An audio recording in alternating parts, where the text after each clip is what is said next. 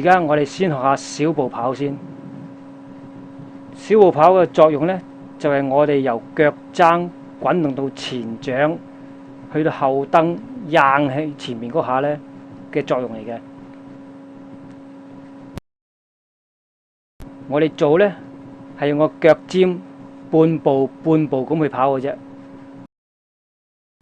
膝頭哥呢嘅後邊呢就要蹬直佢嘅。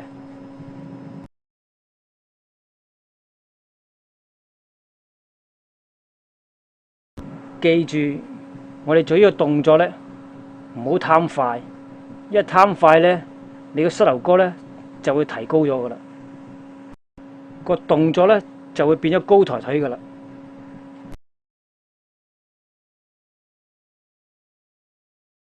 跟住你呢個動作呢，就係做高抬腿，佢嘅作用呢，就係我哋上斜路嗰時運用噶啦。留意下，我哋落腳都係用前掌去落腳嘅。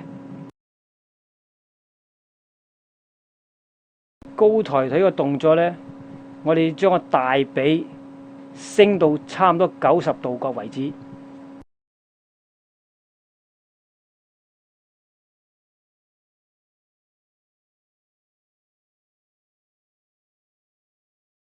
呢個動作呢，我哋個上身要輕微向前傾嘅，唔係挨後邊嘅。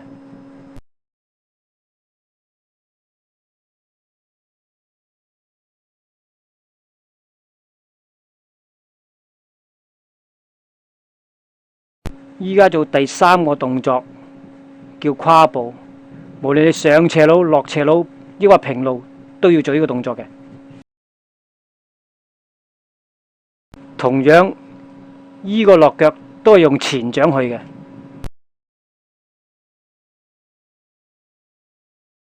我哋做呢個動作呢，騰空時間要長少少，小腿呢就要拋出去嘅。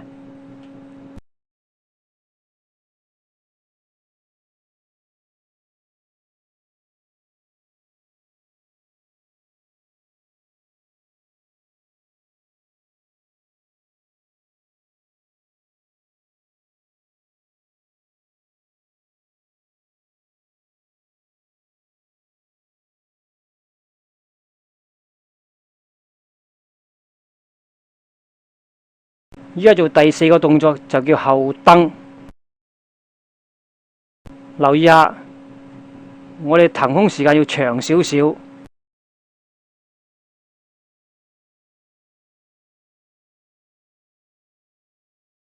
小腿呢係唔使踢出去嘅，後邊隻腳每一下都要蹬直嘅，同樣都係用前掌落地。呢個後蹬動作呢，我哋運用喺平路同埋上斜路嗰度嘅。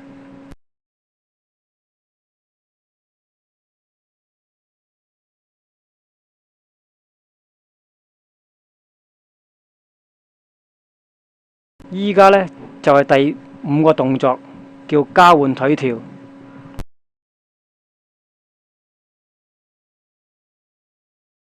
佢嘅作用呢，就係跑平路同埋落斜路運用噶啦。